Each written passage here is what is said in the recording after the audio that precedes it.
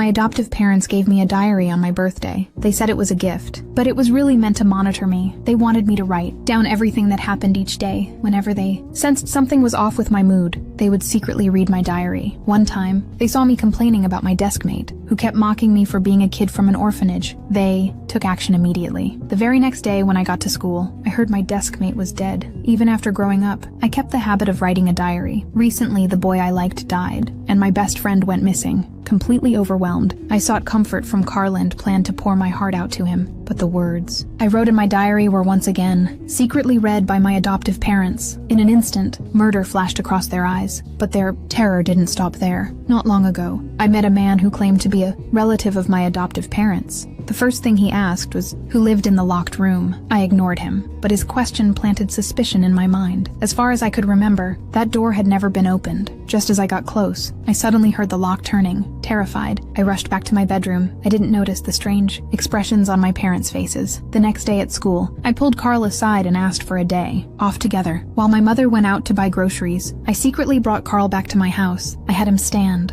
guard at the door while I searched the house from top to bottom. Finally, inside a box, I found a set of keys. Just as I was about to open the mysterious door, my thoughts suddenly flashed back to childhood. 절대 무슨 일이 있어도 이 방엔 들어가지 마.